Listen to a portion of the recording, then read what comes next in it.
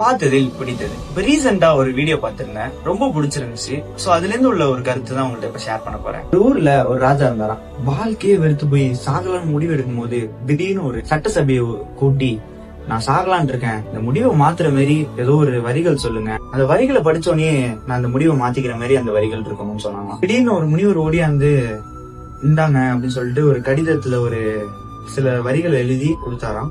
அந்த ராஜாட்ட கொடுத்துட்டு, உங்க வாழ்க்கையில அளவு கடந்த துன்பங்கள், அந்த லைஃப் இதோட முடிஞ்சுன்னு நினைக்கிற டைம்ல இதை எடுத்து படிங்கன்னு சொன்னார். இதை பத்திரமா உங்க மோதிரத்துல வைங்கன்னு சொல்லியிருந்தேன். சில காலங்களுக்கு பிறகு நடந்த ஒரு போர்ல ராஜா எல்லாத்தையுமே இழந்துட்டு லைஃப் அவ்வளவுதான் முடிஞ்சு, இதுக்கப்புறம் இலக்கு எதுவுமே இல்லைன்னு நினைக்கிற டைம்ல அந்த முனிவர் சொன்னது ஞாபகம் வந்துச்சு. கையில உள்ள மோதிரத்துல இருந்த கடிதத்தை எடுத்து பார்த்தாராம்.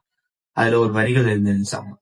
அதுல என்ன இருந்துச்சுன்னா, இதுவும் கடந்து போகும். என்னடா வாழ்க்கையே முடிஞ்சு, எப்படி இந்த சுச்சுவேஷன் கடந்து போகும் அப்படின்னு யோசிச்சாராம். அப்புறம் கொஞ்ச நாள் கழிச்சு ஊர் மக்கள் எல்லாம் படைவர்களா திரட்டி எந்த போர்ல தோத்தாரோ அதே போர்ல ஜெயிச்சுட்டு வந்தாராம். ஜெயிச்ச சந்தோஷத்துல ஊர் மக்கள் எல்லாம் பார்க்க வந்துட்டு இருக்கப்போ திடீர்னு எட்டில இருந்து ஒரு வயசானவர் வந்தாராம்.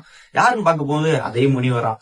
வந்து, ராஜா உங்கள்ட்ட ஒண்ணு சொல்ல மறந்துட்டேன் அப்படின்னு சொன்னாராம். என்னன்னு கேட்டப்போ, நீங்க துன்பத்துல இருக்கும்போது மட்டும்தான் அந்த இது பாக்கணும்னு சொல்லியிருந்தேன், ரொம்ப சந்தோஷமா இருக்கும்போது தான் அந்த பாக்கணும் அப்படின்னு. இப்ப நான் சந்தோஷமா தான் இருக்கேன், எடுத்து பாக்குறேன்னு சொல்லி அவரு திறந்தப்போ இதுவும் கடந்து போனே இருந்துச்சு. இன்பத்தையும் துன்பத்தையும் ஒரே மனநிலையில நம்மளால பார்த்தா மட்டும்தான் நம்மளால வாழவே முடியும். சோ இதுல இருந்து நான் என்ன சொல்ல வரேன்னா, இதுவும் கடந்து போகும், எதுவும் நிலையல்ல.